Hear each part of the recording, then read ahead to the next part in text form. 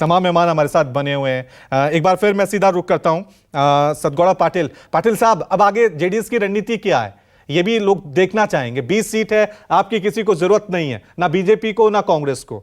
फिर भी कई बार ऐसा होता है कि बिना शर्त के कई पार्टियां समर्थन दे देती हैं कि हमारा समर्थन है सरकार को। आगे रणनीति क्या रहने वाली है जेडीएस की?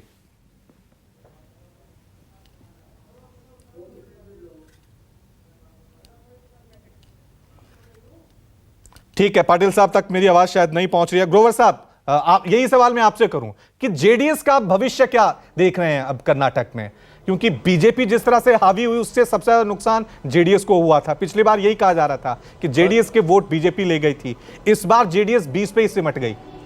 कर्नाटक में जेडीएस की भूमिका अब आगे क्या रहने वाली है, क्योंकि लोकसभा चुनाव अभी हैं?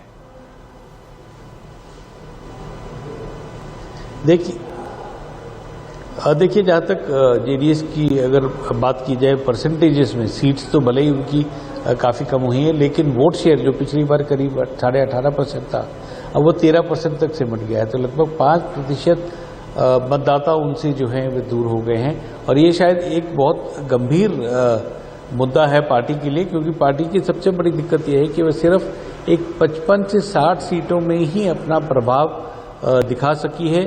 और वहाँ पर अगर इस तरह की परफॉर्मेंस अगर आती है कि 1/3 स्ट्राइक रेट के साथ वह आगे बढ़ेगी, तो आने वाले दिनों में वो जो एक पार्टी थी जो ओकली का पार्टी मेनली और साथ में माइनॉरिटी वोट्स होते थे, इस बार तो लगता है कि माइनॉरिटी वोट्स बिल्कुल ही जेडीएस से दूर हो गए हैं बजरंग दल के इशू के बाद में। लेकिन एक क्षेत्रीय पार्टी होना शायद इसलिए भी बहुत ज़रूरी होता है कि जो क्षेत्रीय आकांक्षाएं होती हैं, जो क्षेत्र के मुद्दे होते हैं, जो राज्य के मुद्दे होते हैं, उसको उठाने वाली कोई न कोई एक पार्टी होनी चाहिए। ये हमने देखा है कि ज़्यादातर दक्षिण के राज्यों में एक रीजनल पार्टी मजबूत होती है तब स्टेट के इंटरेस्ट को प्रोटेक्ट किया जा सकता है। चाहे वेस्ट बंगाल में आप देख लीजिए, या तेलंगाना में देख लीजिए, या तमिलनाडु में देख लीजिए।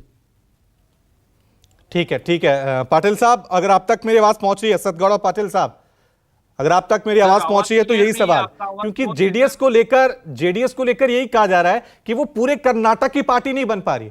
एक रीजन है जहां पे कुछ सीटें वो जीत जाते हैं और उसी के सारे उम्मीद करते हैं कि हम किंग मेकर बन जाएं। ऐसे तो आपका मतलब क्या फ्यूचर है पाटिल साहब? अभी तो रिजल्ट के ऊपर डिपेंड, रिजल्ट तो आपको स्क्रीन के सामने है। अभी तो हम पार्टी किधर हमारा गलती हो गया वो सुधारने के लिए हम आगे क्या करने का वो सोच रहे हैं। और इतना नहीं, 20 सीट और बाकी का सीट से 2 नंबर पे, बहुत ज्यादा सीट 2 नंबर पे है। पाटिल साहब, यही गलती तो मैं बता रहा हूं कि आप किसी एक रीजन की पार्टी बनते जा रहे हैं। आप पूरे कर्नाटक में आपका प्रभाव नहीं हो रहा है। वही तो मैं मान रहा हूं, पूरा कर्नाटक में भी वही किधर किधर सीट्स 2 नंबर पे है, उधर हम क्या वर्कआउट करके नेक्स्ट इलेक्शन में क्या होगा वो सोच रहे हैं हम।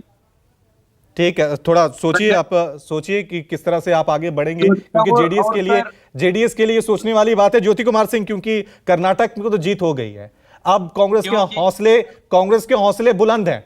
2024 को लेकर आपको क्या लग रहा है, ये जीत देश की सियासत को किस दिशा की तरफ ले जाएगी? क्या मैसेज जा रहा है? 24 के लिए 224 के लिए लोकसभा इलेक्शन के लिए भी हम जी निश्चित तौर पर कांग्रेस, हम सारे कांग्रेस वर्कर नेताओं का ये हौसला अफजाई की बात है और इसमें निश्चित तौर पर कॉन्फिडेंस बढ़ा है, 100% कॉन्फिडेंस बढ़ा है। लेकिन जो मैं बार बार बातें कह रहा हूं कि जो ये इलेक्शन के बहुत से मायने हैं और ये मायने ये स्टेट इलेक्शन के अलावा नेशनल पर्सपेक्टिव में, जैसा आपने बोला।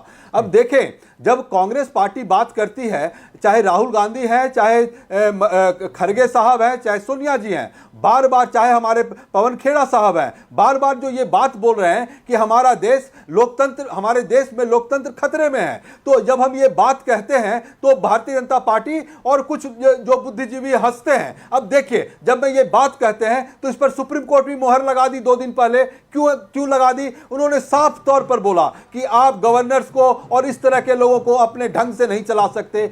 आप उद्धव ठाकरे के मामले में हो, चाहे दिल्ली सरकार के मामले में हो। तो ठीक है, तो कांग्रेस का कॉन्फिडेंस हाई है, कांग्रेस का कॉन्फिडेंस हाई है। अब देखना यह है कि यह जीत कांग्रेस को कितना बदल पाएगी, देश की सियासत को कितना बदल पाएगी, ये चर्चा लगातार जारी रहेगी। एक छोटा सा ब्रेक ले रहे हैं, फौरन हाजिर होंगे। देखते रहिए News 24।